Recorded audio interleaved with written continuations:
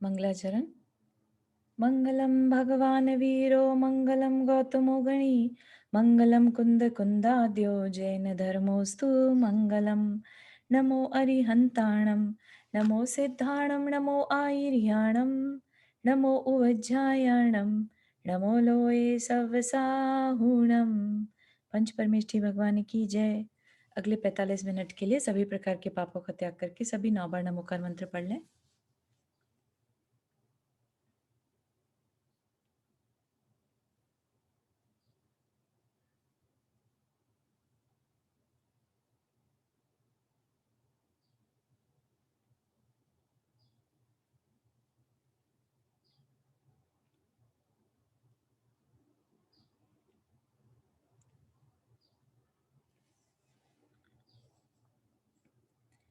हाँ, तो हमने देखा था कल की क्लास में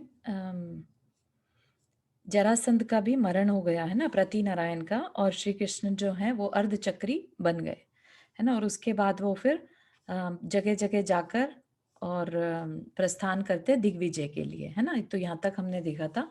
आगे का देखते हैं हम।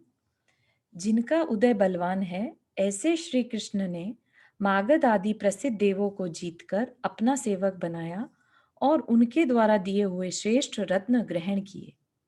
तो देव ही देते हैं उनको जो रत्न होते हैं, 14 रत्न। उसमें से अब इनके पास कितने रहेंगे? 7 रत्न है ना। तो इस तरह से जो रत्न है वो देवों द्वारा दिए जाते हैं।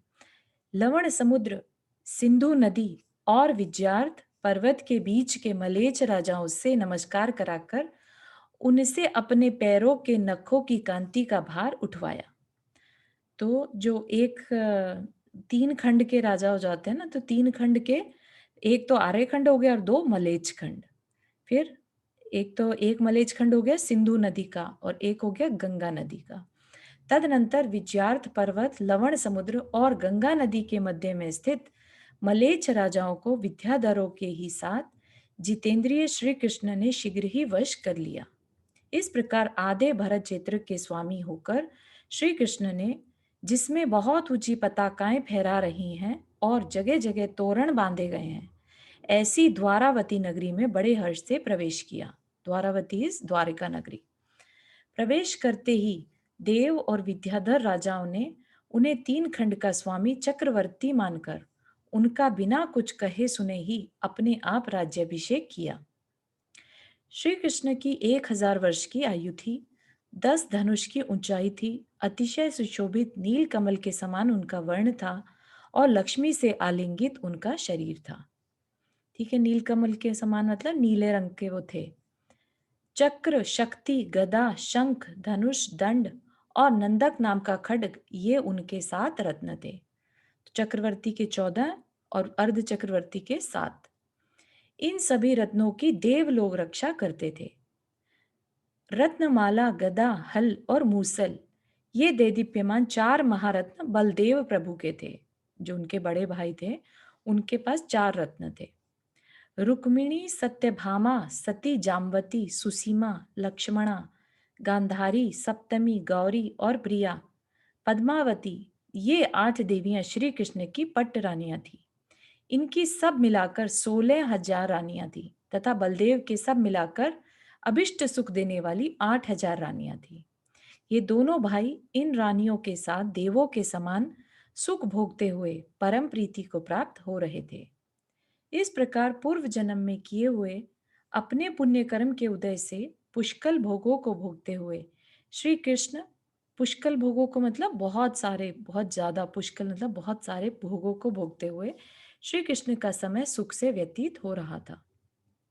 किसी एक समय शरद ऋतु में जब सब अंतःपुर के साथ, अंतःपुर मतलब रानियां वाला, रानियां जो जहाँ रहती हैं, अंतःपुर के साथ मनोहर नाम के सरोवर में सब लोग मनोहर जल केली कर रहे थे, जल में खेल रहे थे। वहीं पर जल उछालते समय भगवान नेमिनाथ, हालांकि हालांकि अभी भगवान हुए नहीं है, राजकुमार नेमिनाथ कहना चाहिए यहाँ पर, उछालते समय भगवान नेमिनाथ और सत्यभामा, जो कि श्री कृष्ण की पत्नी है, सत्यभामा के बीच चतुराई से भरा हुआ मनोहर वार्तालाप हुआ। सत्यभामा ने कहा कि आप मेरे साथ अपनी प्रिया के समान क्रीड़ा क्यों करते हैं? इसके उत्तर में नेमिराज ने कहा कि कि क्या तुम मेरी प्रिय नहीं हो, मतलब मेरे लिए प्रिय नहीं हो। किस वजह से भाई? कि तुम मेरे भाई की पत्नी हो तो मेरे लिए भी प्रिय हो, तो कि तुम मेरी प्रिय नहीं हो। सत्यभामा ने कहा कि यदि मैं आपकी प्रिया हूं तो फिर आपके भाई किसके पास जाएंगे? नेमिनाथ ने उत्तर दिया कि वे कामिनी के पास जाएंगे। सत्यभामा ने कहा कि सुनो तो सही, वह कामिनी कौन सी है? उत्तर में नेमिनाथ ने कहा कि क्या तुम नहीं जानती? अच्छा, अब जान जाओगी। सत्यभामा ने कहा कि सब लोग आपको सीधा कहते हैं, पर आप तो बड़े कुटिल हैं। इस प्रकार जब विनोद करते करते स्नान समाप्त हुआ, तब नेमिनाथ ने सत्यभामा से कहा कि हे नीलकमल के समान नेत्रों वाली, तू मेरा यह स्नान का वस्त्र ले। ठीक है ना? अपन ने कभी इस तरह से नहीं सुना था किसी भी तीर्थंकर के लाइफ स्टोरी में, है ना? कि वो इस तरह के भी कभी अ, उनके साथ प्रकरण हुआ होगा। सत्यभामा ने कहा कि मैं इसका क्या करूं? नेमिनाथ ने कहा कि इसे धो डाल। तब सत्यभामा कहने लगी कि क्या आप श्री कृष्ण हैं? है ना? कि भाई मेरे श्री कृष्ण जैसा बल है जो मैं आपकी सुनूं। वह श्री कृष्ण जिन्होंने की नागशैया पर चढ़कर शांग नामक दिव्य धनुष अनायास ही चढ़ा दिया था, और दिग्गंतक को पूर्ण करने वाला शंख पूरा था। पूरा था मतलब बजाया था, है ना? एक तो धनुष चढ़ा दिया था, जो धनुष पे धागा चढ़ाना होता है, और एक शंख बजाया था। क्या आप में वह साहस है? यदि नहीं है तो आप मुझसे वस्त्र धोने की बात क्यों कहते हैं? नेमिनाथ ने कहा कि मैं यह कार्य अच्छी तरह कर दूंगा। इतना कहकर वे गर्व से प्रेरित हो नगर की ओर चल पड़े, और वह आश्चर्यपूर्ण कार्य करने के लिए आयुधशाला में जा घुसे, जहां पर की नागशैया और वो धनुष और वो शंख रखे थे। वहां वे नागराज के महामणियों से सुशोभित नागशैया पर अपनी ही शैया के समान चढ़ गए। बार बार स्फालन करने से जिसकी डोरी रूपी लता बड़ा शब्द कर रही थी, ऐसा धनुष उन्होंने चढ़ा दिया। तो उसकी जो डोरी थी, बार बार स्फालन करने मतलब बार बार यूज हिलाने डुलाने से आवाज होती थी उसमें। तो ऐसी डोरी को उन्होंने धनुष पर चढ़ा दिया, और दिशाओं के अंतराल को रोकने वाला शंख फूंक दिया। दिशाओं में डिस्टेंस किससे आता है? डिस्टेंस होता है तो वहां पर मतलब कोई साउंड नहीं है, उससे डिस्टेंस आता है। उन्होंने ऐसा बजाया कि सारी दिशाओं में आवाज गूंज पड़ी, तो उनका जो डिस्टेंस था वो खत्म हो गया, इसलिए दिशाओं के अंतराल को रोकने वाला शंख फूंक दिया। उस समय उन्होंने अपने आप को महान उन्नत समझा। सो ठीक ही है, क्योंकि राग और अहंकार का लेश मात्र भी प्राणी को अवश्य ही विकृत बना देता है। तो उनके अंदर क्या था? राग आ गया था, है ना? विवाह के लिए राग कह लीजिए, या युवा, और वो अहंकार भी कि भाई मैं भी, मेरे में भी बल कम नहीं है। श्री कृष्ण से जो बल उनमें है वैसा ही बल मुझ में भी है। जिस समय आयुचाला में यह सब हुआ था, उस समय श्री कृष्ण कुसुम चित्रा नाम की सभा भूमि में विराजमान थे। वे सहसा ही यह आश्चर्यपूर्ण काम सुनकर व्यग्र हो उठे। उनका मन अत्यंत व्याकुल हो गया। बड़े आश्चर्य के साथ उन्होंने किंकरों से पूछा कि यह क्या है। किंकरों ने भी अच्छी तरह पता लगाकर श्री कृष्ण से सब बात जो की त्यों निवेदन कर दी। किंकरों के वचन सुनकर चक्रवर्ती कृष्ण ने बड़ी सावधानी के साथ विचार करते हुए कहा कि आश्चर्य है, बहुत समय बाद कुमार नेमिनाथ का चित्त राग से युक्त हुआ है ना? कि पहले तो हमेशा वो अकेले अकेले चुपचाप रहते होंगे, कि अब उनका चित्त जो है राग से युक्त हो गया। इसका मतलब वो अब विवाह के योग्य हो गए। अब यह नव यौवन से संपूर्ण हुए हैं, अतः विवाह के योग्य हैं। इनका विवाह करना चाहिए। सो ठीक ही है। ऐसा कौन सकर्मा प्राणी है जिसे दुष्ट काम के द्वारा बाधा नहीं होती हो? यह कहकर उन्होंने विचार किया कि उग्र वंश रूपी समुद्र को बढ़ाने के लिए चंद्रमा के समान राजा उग्रसेन की जयावती रानी से उत्पन्न हुई राजीमती, जिनका दूसरा नाम राजुल भी है, राजीमती नाम की पुत्री है जो सर्वांग सुंदर है। विचार के बाद ही उन्होंने राजा उग्रसेन के घर स्वयं जाकर बड़े आदर से आपकी पुत्री तीन लोक के नाथ भगवान नेमी कुमार की प्रिया हो, इन शब्दों से उस माननीय कन्या की याचना की। क्योंकि नेमी नाथ जो थे वो तो तीन लोक के नाथ बनने वाले हैं, तो कृष्ण को ये मालूम था। तो उन्होंने जाकर क्या बोला कि आपकी पुत्री तीन लोक के नाथ की प्रिया बने, है ना, ऐसा हो। तो ऐसे शब्द से उन्होंने याचना की। इसके उत्तर में राजा उग्रसेन ने कहा कि हे देव, तीन खंड में उत्पन्न हुए रत्नों के आप ही स्वामी हैं और खास हमारे स्वामी हैं। अतः यह कार्य आपको ही करना है, यानी आप ही इनके नाथ हैं। हम लोग कौन होते हैं? इस प्रकार राजा उग्रसेन के वचन सुनकर श्री कृष्ण महाराज बहुत ही हर्षित हुए।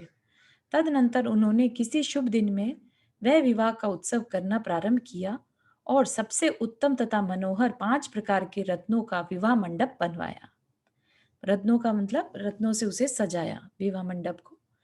उसके बीच में एक वेदिका बनाए बनवाई गई थी जो नवीन मोतियों की सुंदर रंगावली से सुशोभित थी।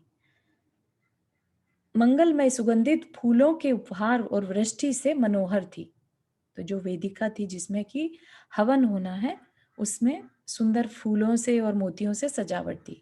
उस पर सुंदर नवीन वस्त्र ताना गया था और उसके बीच में स्वर्ण की चौकी रखी हुई थी। उसी चौकी पर नेमी कुमार ने वधु राजीमती के साथ गीले चावलों पर बैठने का नेक किया। उस टाइम ऐसा कुछ नेक होता होगा जो भी, तो उन्होंने वो नेक किया। दूसरे दिन वर के हाथ में जलधारा देने का समय था। उस दिन मायाचारियों में श्रेष्ठ तथा दुर्गति को जाने की इच्छा करने वाले श्री कृष्ण का अभिप्राय लोभ कषाय के तीव्र उदय से कुत्सित हो गया। क्या लोभ कषाय आ गया उन्हें कि ये नेमी कुमार मेरा राज्य ना ले लें, है ना, तो इसलिए इनका वैराग्य होना जरूरी है। ठीक है ना, तो इसलिए उनको लोभ कषाय, लोभ किस बात का? राज्य का लोभ। तो उनकी लोभ कषाय का तीव्र उदय हो गया। उन्हें इस बात की आशंका उत्पन्न हुई कि कहीं इंद्रियों के द्वारा पूजनीय भगवान नेमिनाथ हमारा राज्य न ले लें। उसी क्षण उन्हें विचार आया कि ये नेमी कुमार वैराग्य का कुछ कारण पाकर भोगों से विरक्त हो जाएंगे। ऐसा विचार कर वे वैराग्य का कारण जुटाने का प्रयत्न करने लगे। उनकी समझ में एक उपाय आया। उन्होंने बड़े बड़े शिकारियों से पकड़वा कर अनेक मृगों का समूह बुलवाया और उसे एक स्थान पर इकट्ठा कर उसके चारों ओर बाड़ी लगवा दी तथा वहां जो रक्षक नियुक्त किए थे उनसे कह दिया कि यदि भगवान ने मीना दिशाओं का अवलोकन करने के लिए आए और इन मृगों के विषय में पूछें तो उनसे आप लोग साफ साफ कह देना कि आपके विवाह में मारने के लिए चक्रवर्ती ने यह मृगों का समूह बुलवाया है ना, कि वो अगर सारी अरेंजमेंट देखने के लिए आए और इस तरफ आए तो उनको क्या जवाब देना कि आपके विवाह के लिए इन सबको मरना होगा। महापाप का बंद करने वाले श्री कृष्ण ने ऐसा उन लोगों को आदेश दिया। तदनंतर जो नाना प्रकार के आभूषणों से देदीप्यमान हैं, जिनके सिर के बाल सजे हुए हैं, जो लाल कमलों की माला से अलंकृत हैं, घोड़ों के खुरों से उड़ी हुई धूली के द्वारा जिन्होंने दिशाओं के अग्र भाग लिप्त कर दिए और जो समान अवस्था वाले अतिशय प्रसन्न बड़े बड़े मंडलेश्वर राजाओं के पुत्रों से घिरे हुए हैं, ऐसे नयनाभिराम भगवान नेमी कुमार भी चित्रा नाम की पालकी पर आरूढ़ होकर दिशाओं का अवलोकन करने के लिए निकले। है ना, तो श्री कृष्ण को पहले ही पता था कि ये निकलेंगे, तो वो वाकई में निकले और सब राजा के पुत्रों के साथ घिरे हुए वो पहुंचे वहां पर। वहां उन्होंने घोर करुण स्वर से चिल्ला चिल्लाकर इधर उधर दौड़ते प्यासे दीन दृष्टि से युक्त तथा भय से व्याकुल हुए मृगों को देख दयावश वहां के रक्षकों से पूछा कि यह पशुओं का बहुत भारी समूह यहाँ एक जगह किस लिए रोका गया है। उत्तर में रक्षकों ने कहा कि हे देव, आपके विवाह उत्सव में व्यय करने के लिए महाराज श्री कृष्ण ने उन्हें बुलाया है। यह सुनते ही भगवान नेमिनाथ विचार करने लगे कि ये पशु जंगल में रहते हैं, तृण खाते हैं और कभी किसी का कुछ अपराध नहीं करते, फिर भी लोग इन्हें अपने भोग के लिए पीड़ा पहुंचाते हैं। ऐसे लोगों को धिक्कार है। अथवा जिनके चित्त में गाढ़ मिथ्यात्व भरा हुआ है, ऐसे मूर्ख तथा दयाहीन प्राणी अपने नश्वर प्राणों के द्वारा जीवित रहने के लिए क्या नहीं करते, है ना। तो जो जिनमें गाढ़ मिथ्यात्व भरा है वो क्या करते हैं, वो सबको अपने समान नहीं समझते, है ना। जिनमें सम्यक दृष्टि है जिसकी, उसके लिए सारे जीव एक समान है, सबके अंदर सेम सोल है, राइट। सबको सेम दुख की सुख की अनुभूति होती है। तो क्या कह रहे हैं कि जिनमें गाढ़ मिथ्यात्व भरा है तो वो ही ऐसी बात कर सकते हैं। बाकी जीवों के प्राणों की उनको कोई दया नहीं है उनके लिए। देखो, दुर्बुद्धि कृष्ण ने मुझ पर अपने राज्य ग्रहण की आशंका कर ऐसा कपट किया है। यथार्थ में दुष्ट मनुष्यों की चेष्टा कष्ट देने वाली होती है ना। नेमिनाथ भगवान को तो अवधि ज्ञान था, तो उन्हें तो समझ में आ ही गया कि ये कृष्ण ने कपट किया है। ऐसा विचार कर वे विरक्त हुए और लौटकर अपने घर आ गए। वैराग्य के प्रकट होने से उसी समय लौकांतिक देवों ने आकर उन्हें समझाया। अपने पूर्व भवों का स्मरण कर वे भय से कांप उठे। उसी समय इंद्र ने आकर दीक्षा कल्याणक का उत्सव किया। तदनंतर देवकुरु नामक पालकी पर सवार होकर वे देवों के साथ चल पड़े। सहस्त्र आम्र वन में जाकर बेला का नियम लिया और श्रावण शुक्ला षष्ठी के दिन सायकाल के समय कुमार काल के 300 वर्ष बीत जाने पर 1000 राजाओं के साथ साथ संयम धारण कर लिया।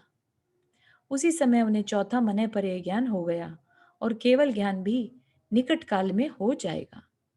जिस प्रकार संध्या सूर्य के पीछे पीछे अस्ताचल पर चली जाती है, उसी प्रकार राजीमती भी उनके पीछे पीछे तपश्चरण के लिए चली गई। सो ठीक ही है, क्योंकि शरीर की बात तो दूर रही, वचन मात्र से भी दी हुई कुल स्त्रियों का यही न्याय है कि सिर्फ कह दिया कि भाई ये तुम्हारी स्त्री है, तो अब वो दूसरे की स्त्री हो गई, तो इसलिए अब वो कहीं और नहीं जाएगी, पति के पीछे पीछे जाएगी। तो पति ने दीक्षा ले ली तो खुद भी दीक्षा ले ली। अन्य मनुष्य तो अपने दुख से भी विरक्त नहीं हुए नहीं सुने जाते, पर जो सज्जन पुरुष होते हैं वे दूसरे के दुख से ही महाविभूति का त्याग कर देते हैं, जैसे कि नेमी कुमार ने किया, है ना। कि दूसरे के दुख को सिर्फ उन्होंने देखा और उस दुख को देखते ही उन्होंने अपनी विभूति का त्याग कर दिया। बलदेव तथा नारायण आदि मुख्य राजा और इंद्र आदि देव सब अनेक स्तवनों के द्वारा उन भगवान की स्तुति कर अपने अपने स्थान पर चले गए। पारणा के दिन उन सज्जनोत्तम भगवान ने द्वारावती नगरी में प्रवेश किया। वहां स्वर्ण के समान कांति वाले तथा श्रद्धा आदि गुणों से संपन्न राजा वरदत्त ने पड़गाहन आदि नवदा भक्ति कर उन्हें मुक्तियों मुनियों के ग्रहण करने योग्य शुद्ध प्रासुक आहार दिए तथा पंचाश्चर्य प्राप्त किए। प्रासुक मतलब शुद्ध एकदम, प्रासुक मतलब शोध किए हुए, देखभाल के देने वाले, है ना। उनके घर देवों के हाथ से छोड़ी हुई 12.5 करोड़ रत्नों की वर्षा हुई, फूल बरसे, मंदता आदि 3 गुणों से युक्त वायु बहने लगी। मंदता मतलब धीमी धीमी वायु वहां पर बहने लगी, सुगंधित वायु। मेघों के भीतर छिपे देवों के द्वारा ताड़ित दुंदुभियों का शुद्ध सुंदर शब्द होने लगा और आपने बहुत अच्छा दान दिया, यह घोषणा होने लगी। इस प्रकार तपस्या करते हुए जब उनकी छद्मस्त अवस्था के 56 दिन व्यतीत हो गए, तब एक दिन वे रैवतक यानी गिरनार पर्वत पर बेला का नियम लेकर किसी बड़े भारी बांस के वृक्ष के नीचे विराजमान हो गए। निदान आश्विन शुक्ला प्रतिपदा के दिन चित्रा नक्षत्र में प्रातःकाल के समय उन्हें समस्त पदार्थों को विषय करने वाला केवल ज्ञान उत्पन्न हुआ, है ना। तो उसके बाद बेला का नियम लेकर जब वो बैठ गए, तो इसका मतलब यह है कि निदान मतलब होना ही है ना। तो क्या होना ही है यहाँ पर? केवल ज्ञान होना ही था, तो इसलिए वो केवल ज्ञान उत्पन्न हो गया। देवों ने केवल ज्ञान कल्याणक का उत्सव कर उनकी पूजा की। उनकी सभा में वरदत्त आदि 11 गणधर थे। 400 श्रुत ज्ञान रूपी समुद्र के पारगामी पूर्वों के जानकार थे। 11,800 शिक्षक थे। 1503 11 ज्ञान के धारक थे, इतने ही केवल ज्ञानी थे। 1100 विक्रिया रिद्धि के धारक थे। 900 मने पर्याय ज्ञानी थे और 800 वादी थे। इस प्रकार सब मिलाकर उनकी सभा में 18,000 मुनिराज थे। यक्षी, राजीमती, कात्यायनी आदि सब मिलाकर 40,000 आरिकाएं थी। 1 लाख श्रावक थे, 3 लाख श्राविकाएं थी। असंख्यात देव देवियां थी और संख्यात तिर्यंच थे। इस प्रकार 12 सभाओं से घिरे हुए भगवान नेमिनाथ पापों को नष्ट करने वाले धर्म उपदेश रूपी सूर्य की किरणों के प्रसार से भव्य जीव रूपी कमलों को बार बार विकसित करते हुए समस्त देशों में घूमे थे। देशों मतलब यहाँ पर वो देश नहीं, मतलब नगरों में या स्थानों पर घूमे। अंत में कृत्य भगवान द्वारावती नगरी में आकर रैवतक गिरी के उद्यान में विराजमान हो गए। कहाँ पर? गिरनार पर्वत पर। अंतिम नारायण श्री कृष्ण तथा बलदेव ने जब यह समाचार सुना, तब वे अपनी समस्त विभूति के साथ उनके पास गए। वहां जाकर उन दोनों ने वंदना की, धर्म का स्वरूप सुना और प्रसन्नता का अनुभव किया। तदनंतर श्री कृष्ण ने कहा कि हे भगवान, कोई तो कहते हैं कि जीव नाम का पदार्थ है ही नहीं, कोई उसे नित्य मानते हैं, कोई क्षण स्थायी मानते हैं, कोई अणु से भी सूक्ष्म मानते हैं, है ना। जीव के सबकी अलग अलग अंडरस्टैंडिंग है। कोई श्यामाक नामक धान्य के बराबर मानते हैं, मतलब कि छोटा सा कण के बराबर। कोई एक अंगुष्ठ प्रमाण मानते हैं, अंगूठे के प्रमाण का। कोई 500 योजन मानते हैं, कोई आकाश की तरह व्यापक मानते हैं, कोई एक मानते हैं, कोई नाना मानते हैं, नाना मतलब अनेक मानते हैं, कोई अज्ञानी मानते हैं और कोई उसके विपरीत ज्ञान संपन्न मानते हैं। इसलिए हे भगवान, मुझ जीव तत्व के प्रति संदेह हो रहा है ना। तो श्री कृष्ण को क्या दिखाया यहाँ पर? मिथ्या दृष्टि। इस प्रकार श्री कृष्ण ने भगवान से पूछा।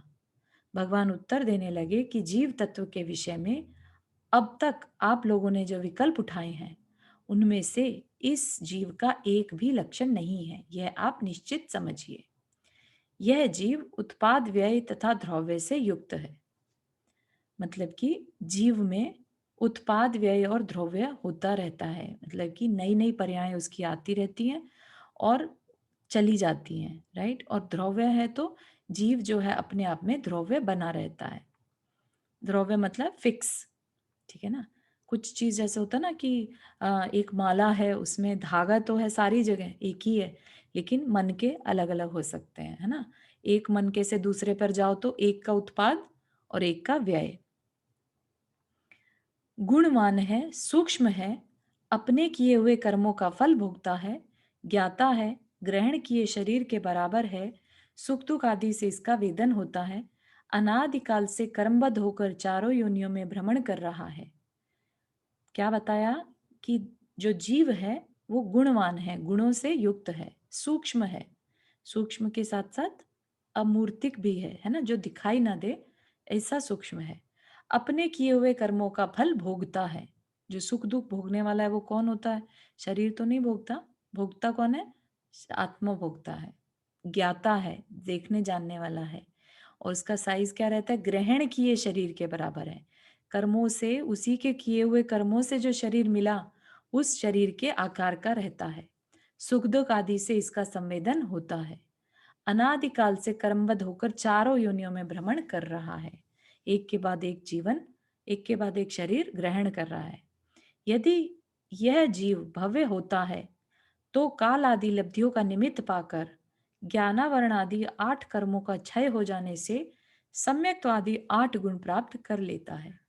कि अगर भव्य है तो ही उसके साथ कर्मों का क्षय होगा और मोक्ष की प्राप्ति होगी, लेकिन अगर अभव्य है तो कुछ नहीं कर सकते उसका, है ना। तो किन के लिए बता रहे हैं ये? मोक्ष कौन प्राप्त कर सकता है? भव्य जीव। और मुक्त होकर चरम शरीर के बराबर हो जाता है। जो मैक्सिमम लास्ट शरीर है उस शरीर के बराबर उसका शरीर हमेशा के लिए बना रह जाता है। चरम शरीर मतलब लास्ट शरीर, जो लास्ट के भव में जो साइज रहेगा वो ही रहेगा। जैसे ऋषभ देव का 500 धनुष था तो 500 धनुष का के सिद्ध भगवान बने रहेंगे वो। और जैसे महावीर भगवान का 7 हाथ का था तो 7 हाथ के ही बने रहेंगे। मुक्त होकर चरम शरीर के बराबर हो जाता है। चूंकि इस जीव का स्वभाव ऊर्ध्वगमन का है, इसलिए वह 3 लोक के ऊपर विद्यमान रहता है। जहां तक आकाश है ना, धर्म अधर्म है, 3 लोक का सबसे टॉप पे जाके रुक जाता है।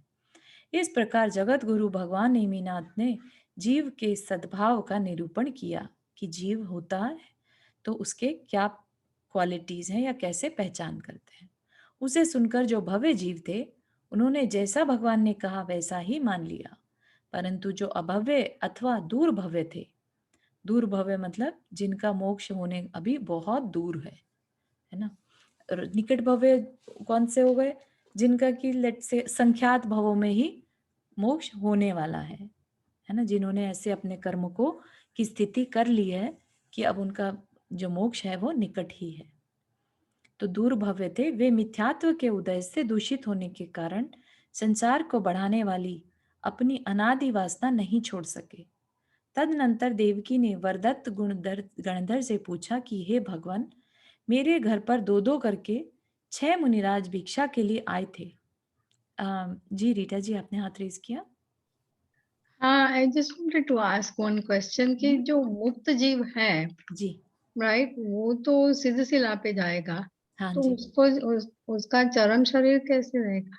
नहीं, चरम शरीर का आकार रहता है उसका, जैसे कि टुवर्ड्स द एंड अगर किसी ने कायोत्सर्ग मुद्रा में निर्वाण प्राप्त किया, तो उनकी जो सिद्ध शिला पे जो आकार है आत्मा का, है ना, वो हाँ, कायोत्सर्ग आकार का रहेगा, है ना। ठीक ऐसा है, तो नहीं है कि मतलब आत्मा कहीं ना कहीं कुछ ना कुछ तो रहेगा, है ना, एग्जिस्टेंस तो है उसका। तो हाँ, एग्जिस्टेंस का स्टाइल क्या रहेगा या उसका आकार कितना रहेगा, जो लास्ट शरीर था उसी का आकार रहेगा। आकार रहेगा बट साइज नहीं रहेगी ना वो। साइज भी उतना ही रहेगा, साइज भी उतना ही रहेगा, जैसे वो कह लीजिए पद्मासन में है, राइट। तो पद्मासन में एक 500 धनुष का पद्मासन लगा के बैठा है, और एक 7 हाथ का पर्सन पद्मासन लगा के बैठा है, राइट। तो जैसा का जैसा बैठा है वैसा का वैसा ही सिद्ध शिला पर आत्मा, क्योंकि देखिए अभी हमारा शरीर के अंदर आत्मा है, इस शरीर में आत्मा है, राइट। और हाँ, वो आत्मा इस शरीर किस आकार की है इस टाइम, करेक्ट, अपने शरीर के आकार की। है ना। तो जैसा आकार इस टाइम आत्मा का है, वो वैसा का वैसा मेंटेन्ड होके ऊपर चला जाएगा।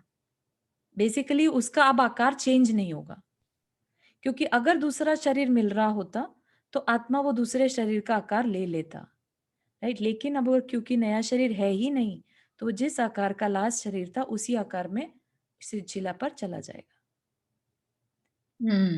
मैंने कुछ अलग पढ़ा था लेकिन। हाँ, इसको या आप और क्लियर करना चाहें तो कर सकते हैं, अगर आपने जहाँ कहीं भी पढ़ा है तो वी कैन सी दैट, है ना। हाँ, क्योंकि इतने इतने बड़े 500 धनुष का जो है, हम्म आई मीन अनंत अनंत सिद्ध परमेष्टि है सिद्ध शिला हम्म पे, राइट? हम्म। हाँ, तो फिर लेकिन वो अव्ययबाद रहता है, वो एक दूसरे को स्थान देते हैं। ऐसा नहीं है कि आ, मतलब जैसे एक समूह शरण है, राइट, वहां पर कितने भी जीव आ जाएं, सब अपने स्थान पर ही बैठते हैं, कोई किसी को बाधित नहीं करता, सबको स्थान मिलता है। इसी तरह से सिद्ध शिला पर भी सभी आत्माएं अपने अपने आकार के साथ वहां पर स्थित होती हैं, कोई किसी को डिस्टर्ब नहीं करता। ऐसा नहीं कि वो दूसरे को धक्का मार रहा होगा या टाइट होके बैठे होंगे, ऐसा नहीं, क्योंकि शरीर वैसा नहीं है कि मूर्तिक नहीं है, राइट। हम्म, हाँ, तो ओके। या ठीक है, नो वरीज, अपन इसको और अच्छे से देख सकते हैं, है ना। हाँ, और दूसरा है ना, ये नेमिनाथ भगवान को जब वैराग्य उत्पन्न हुआ तो वो अपने महल में वापस गए थे, फिर दीक्षा ली उन्होंने। हाँ, ऐसा ऐसा आपने पढ़ा ना अभी? महल में वापस गए, ऐसा तो नहीं, उन्होंने यही बस हाँ, वापिस सिंपल, घर गए, आपने लिखा तो वैसे ही था। अपने घर वापिस गए, ऐसा। हाँ, अपने घर विरक्त हुए वापिस आ और गए। लौट कर अपने घर आ गए, मतलब कि, हाँ, मतलब नहीं, लौट के घर आ गए मतलब शादी के लिए नहीं गए। हाँ, शादी के लिए नहीं गए, हम्म लेकिन जब तक, I mean the story that I know of hmm is hmm, कि हम्म। हम बच्चों को भी वही पढ़ाते हैं कि अच्छा, वहीं से ही। वहीं से ही उनको वैराग्य हो गया था, और उनका अच्छा और जो अच्छा निकल रथ गए था थे, ना, हमने भी वही पढ़ा हुआ है। हाँ, उनका रथ था ना जो, वहां से ही वापिस ले लिया वहीं से और मोड़, सीधे दीक्षा के लिए चले गए। हाँ हाँ हाँ हाँ। और उसके पीछे पीछे फिर पीछे राज्यवती भी गए। राजू भी जाती है उसकी। हाँ, तो हाँ, इसलिए ये राजू। थोड़ा कंफ्यूजिंग है। पर अच्छा ठीक है, अच्छा, चलो। हाँ हाँ हाँ, ठीक है ठीक है। ओके, थोड़ा थोड़ा थैंक यू। वही बात है कि बहुत छोटी छोटी चीजें चेंज हो सकती हैं। लाइक फॉर एग्जाम्पल यहाँ पर जो वस्त्र धोने की बात है, तो वो वस्त्र धोने की बात वहां पर एक दूसरे जो हरिवंश पुराण है अगर पढ़ेंगे, तो वहां पर एक दूसरी रानी से ऐसा वार्तालाप हुआ था रादर देन सत्यभामा, है ना। तो it is hmm, possible. Okay, thank you. All right, ठीक है। तो हमने क्या देखा वहां पर, हाँ, भव्य जीव थे। और फिर तदनंतर देवकी ने वरदत्त गणधर से पूछा, है ना, भगवान से तो नहीं पूछा, लेकिन जब गणधर थे वहां पर उनसे पूछा कि हे भगवान, मेरे घर पर दो दो करके 6 मुनिराज भिक्षा के लिए आए थे, उन छहों में मुझे कुटुंबियों जैसा स्नेह उत्पन्न हुआ था, सो उसका कारण क्या है। तो उनकी कहानी वो बता रहे हैं। इस प्रकार पूछने पर गणधर भी उस कथा को इस प्रकार कहने लगे कि इसी जम्बूद्वीप के भरत क्षेत्र संबंधी मथुरा नगर में शौर्य देश का स्वामी शूरसेन नाम का राजा रहता था। उसी नगर में भानुदत्त सेठ के 7 पुत्र हुए थे। उनकी माता का नाम यमुना दत्ता था। उन 7 पुत्रों में सुभानु सबसे बड़ा था, उससे छोटा भानु कीर्ति और सबसे छोटा भानु शूर, 5वां शूरदेव, उससे छोटा शूरदत्त और 7वां शूरसेन था। ठीक है, तो ये 7 पुत्र हुए किसी सेठ के। इन 7 पुत्रों से माता पिता दोनों ही सुशोभित थे और वे अपने पुण्य कर्म के फलस्वरूप गृहस्थ धर्म को प्राप्त हुए थे। किसी दूसरे दिन आचार्य अभयनंदी से धर्म का स्वरूप सुनकर राजा शूरसेन और सेठ भानुदत्त दोनों ने उत्कृष्ट संयम धारण कर लिया। तो राजा शूरसेन और सेठ भानुदत्त दोनों ने संयम धारण कर लिया। इसी प्रकार सेठ की स्त्री यमुना दत्ता ने भी जिन दत्ता नाम की आरिका के पास दीक्षा धारण कर ली। माता पिता के चले जाने पर सेठ के 7 पुत्र सप्त व्यसनों में आसक्त हो गए। उन्होंने पाप में पड़कर अपना सब मूलधन नष्ट कर दिया और ऐसी दशा में राजा ने भी उन्हें अपने देश से बाहर निकाल दिया। अब वे अवंती देश में पहुंचे और उज्जैनी नगरी के शमशान में छोटे भाई शूरसेन को बैठाकर बाकी 6 भाई चोरी करने के लिए नगरी में प्रविष्ट हुए। उन 6 भाइयों के चले जाने पर उस शमशान में एक घटना और घटी, जो इस प्रकार है। जब वो अकेला वहां पर बच गया, कौन, लास्ट छोटा भाई शूरसेन, तो एक घटना और घटी। उस समय उज्जैनी का राजा वृषभध्वज था। उसके एक दृढ़ प्रहर नाम का चतुर सहस्त्र भट्ट योद्धा था। उस योद्धा की स्त्री का नाम वप्रश्री था और उन दोनों के वज्रमुष्टि नाम का पुत्र था। ठीक है, तो राजा के यहाँ पर एक योद्धा था, मतलब एक सैनिक या कह लीजिए, या एक जो युद्ध में लड़ने वाला, उसके वज्रमुष्टि नाम का पुत्र था। उसी नगर में विमल चंद्र सेठ की विमला स्त्री से उत्पन्न हुई मंगा नाम की पुत्री थी और उसकी शादी किससे हुई? वज्रमुष्टि से। वह वज्रमुष्टि की प्रिया हुई थी। किसी एक दिन वसंत ऋतु में उस समय का सुख प्राप्त करने की इच्छा से सब लोग राजा के साथ वन में जाने के लिए तैयार हुए।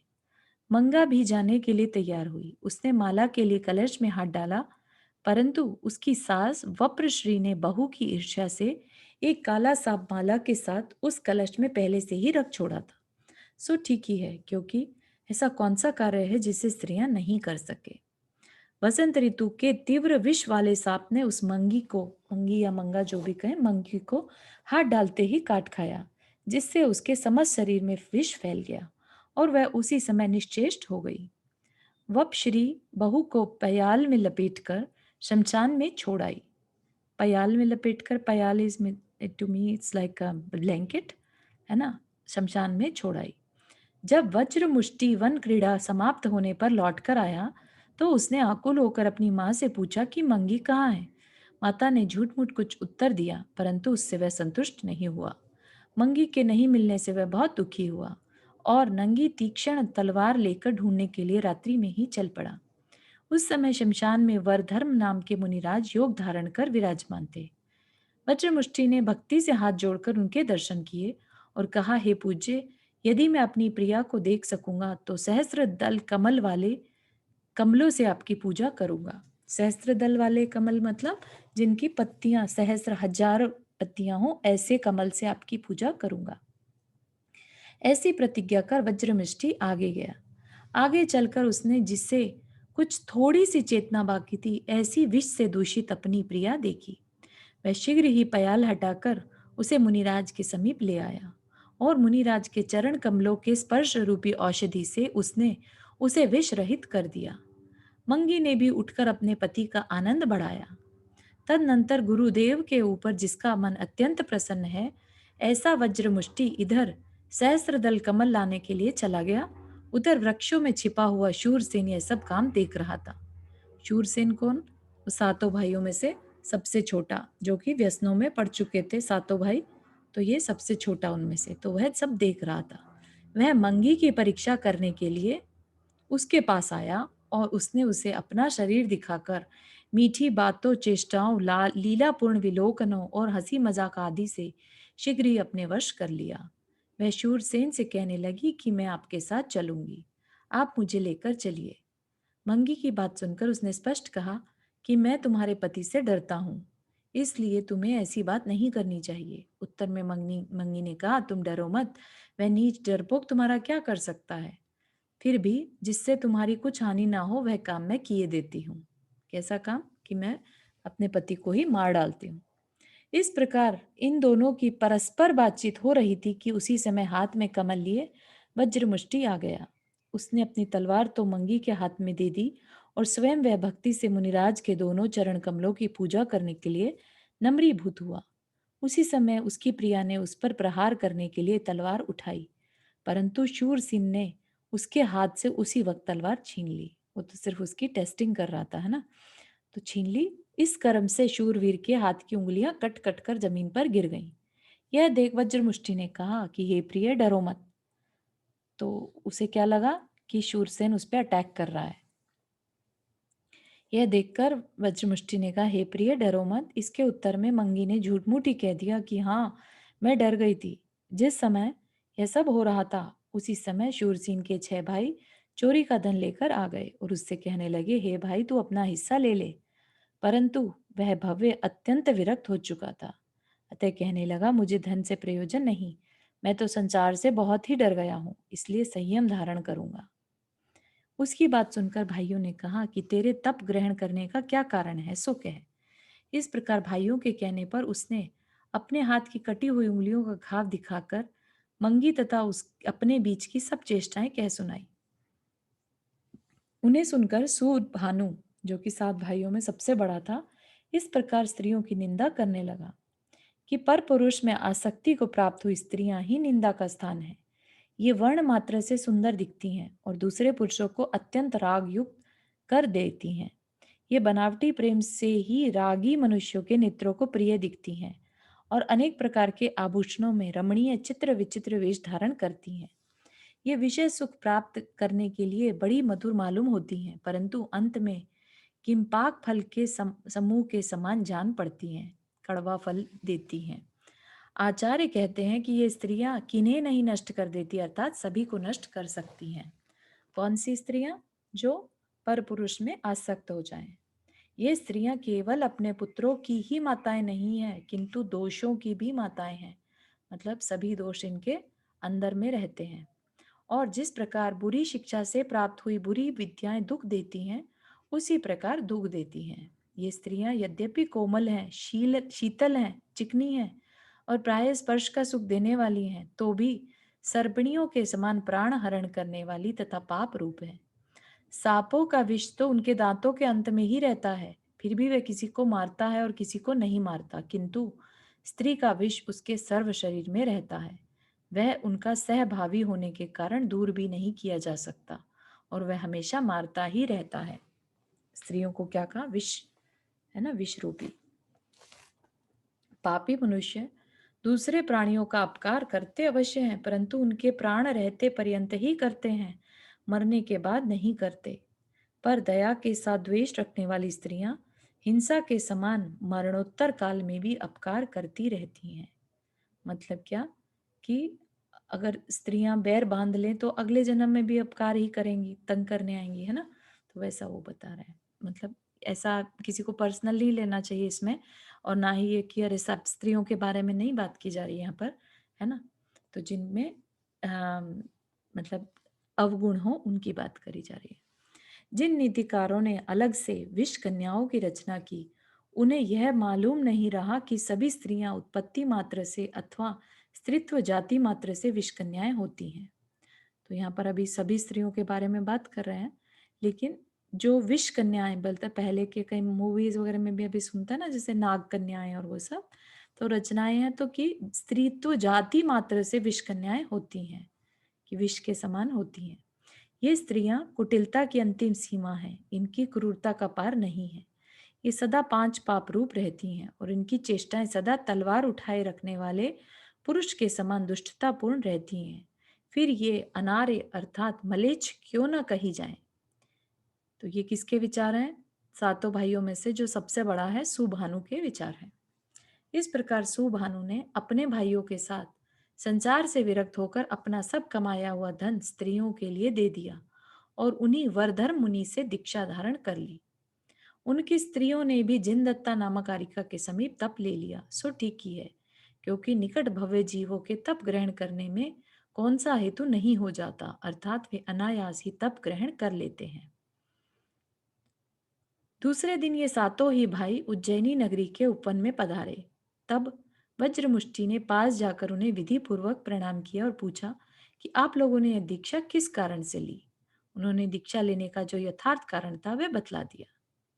तो फिर जो वज्रमुष्टि है और जिसकी पत्नी मंगी उन्हें मारना चाह रही थी, इसी प्रकार वज्रमुष्टि की स्त्री मंगी ने भी उन आरिकाओं से दीक्षा का कारण पूछा और यथार्थ ज्ञान प्राप्त कर उन्हीं के समीप दीक्षा धारण कर ली। वज्रमुष्टि वरधर्म मुनिराज का शिष्य बन गया। सुभानु आदि सातों मुनिराज आयु के अंत में संन्यास मरण कर प्रथम स्वर्ग में त्रायस्त्रिंश जाति के देव हुए। तो वहां पर संन्यास मरण करके, क्योंकि उन्होंने बहुत बुरे कार्य भी किए थे, है ना, लेकिन मरण समय पर संन्यास मरण मतलब समाधि मरण कर लिया और त्रायस्त्रिंश जाति के देव हुए, प्रथम स्वर्ग में चले गए देवगति में। वहां 2 प्रमाण उनकी आयु थी, 2 सागर प्रमाण उनकी आयु थी। वहां से चयकर अपने पुण्य प्रभाव से घातकी खंड द्वीप में के भरत क्षेत्र संबंधी विद्यार्थ पर्वत की दक्षिण श्रेणी में जो नित्यालोक नाम का नगर है, उसके राजा चंद्रचूल की मनोहरी रानी से सुभानु का जीव, जो बड़ा भाई था सातों में, उसका जीव चित्रांगद नाम का पुत्र हुआ। बाकी 6 भाइयों के जीव भी इन्हीं चंद्रचूल राजा और मनोहरी रानी के 2-2 करके 3 बार में 6 पुत्र हुए। बड़ा भाई तो अकेला हुआ और बाकी के जो पुत्र थे वो भी उसी राजा के साथ हुए, तो सातों पुत्र वहां पर पैदा हो गए भाई। गरुड़ ध्वज, गरुड़ वाहन, मणिचूल, पुष्पचूल, गगन नंदन और गगनचर, ये उनके नाम थे। उसी घातकी खंड द्वीप के पूर्व भरत क्षेत्र में विजयार्थ पर्वत के दक्षिण श्रेणी में मेघपुर नाम का नगर है। उसमें धनंजय राजा राज्य करता था। उसकी रानी का नाम सर्वश्री था। उन दोनों के धनश्री नाम की पुत्री थी, जो सुंदरता में मानो दूसरी लक्ष्मी ही थी। उसी विजयार्थ की दक्षिण श्रेणी में एक नंदपुर नाम का नगर है। उसमें शत्रुओं के लिए सिंह के समान राजा हरिसेन राज्य करता था। उसकी स्त्री का नाम श्रीकांता था और उन दोनों के हरिवाहन नाम का पुत्र हुआ। वह गुणों में प्रसिद्ध हरिवाहन नाते में धनश्री के भाई का साला था। जो अभी एक राजा का हमने पढ़ा ना ऊपर, यहाँ पर एक तो 7 भाई पैदा हो गए एक राजा के घर, है ना, और बाकी का अभी नहीं बताया। और क्या बताया कि 2 राजा हैं, एक के यहाँ राजा पुत्र है और एक के यहाँ पुत्री हुई। ठीक है, और ये जो पुत्री हुई धनश्री के भाई का साला। उसी भरत क्षेत्र के अयोध्या नगर में धनश्री का स्वयंवर हुआ। उसमें धनश्री के बड़े प्रेम से हरिवाहन के गले में वरमाला डाल दी। ठीक है, तो एक के जो पुत्री हुई थी धनश्री, सर्वश्री थी, उनके धनश्री नाम की पुत्री हुई और एक के हरिवाहन नाम का पुत्र हुआ था। तो दोनों का विवाह हो गया। उसी अयोध्या में पुष्पदन नामक चक्रवर्ती राजा था। उसकी प्रीतिंकरी स्त्री थी और उन दोनों के पाप कार्य में पंडित सुदत्त नाम का पुत्र था। मतलब कि पाप कार्य में लगा हुआ पंडित, मतलब उसी में रचा पचा परफेक्शनिस्ट पंडित सुदत्त नाम का पुत्र था।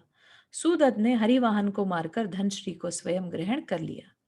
यह सब देखकर चित्रांगद आदि सातों भाई विरक्त हो गए और उन्होंने श्री भ्रतानंद तीर्थंकर के चरण मूल में जाकर संयम धारण कर लिया।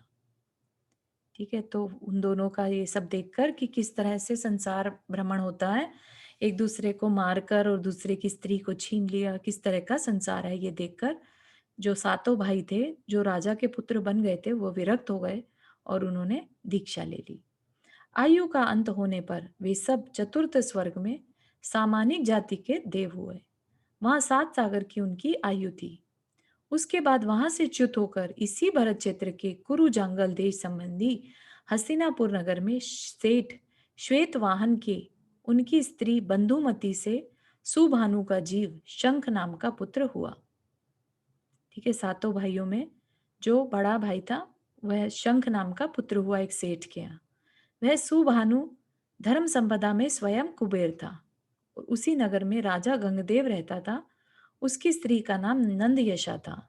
सुभानु के बाकी 6 भाइयों के जीव उन्हीं दोनों के 2-2 कर 3 बार में 6 पुत्र हुए। तो ये भी एक अजीब सा इंसिडेंट है कि 6 भाई तो कैसे हो रहे हैं, जुड़वा, है ना, और 3 बार हो गया ये, 3 बार से जुड़वा हो रहे हैं, और अभी आगे देवकी के घर भी जब होंगे तो जुड़वा रूप में ही होंगे, है ना। गंग, गंगदेव, गंगमित्र, नंद, सुनंद और sorry I didn't check the time, actually time हो गया। तो वहां पर उनका आगे का जन्म हो गया और वहां पर 7 भाई फिर से एक साथ पैदा हो गए, है ना। तो अपन की स्टोरी आज की यहीं तक रखते हैं। शंख नाम का पुत्र हुआ। यहाँ तक के किसी को कोई प्रश्न?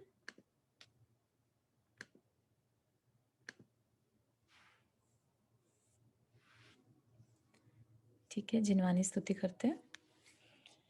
जावाणी के ज्ञान से सूझे लोकालोक, सोवाणी मस्तक धरो सदा देत हु दोख। हे जिनवाणी भारती तो ही जपो दिन रैन, जो तेरा शरणा गए सो पावे सुख चैन।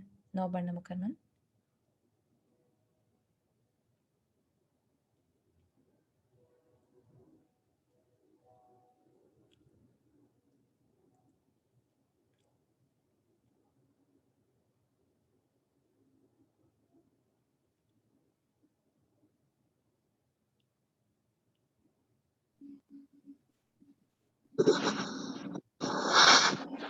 जय जिनेन्द्र। जय जिनेन्द्र। जय जिनेन्द्र सबको। जय जिनेन्द्र सबको। जय जिनेन्द्र। जय जिनेन्द्र। जय जिनेन्द्र। जय जिनेन्द्र।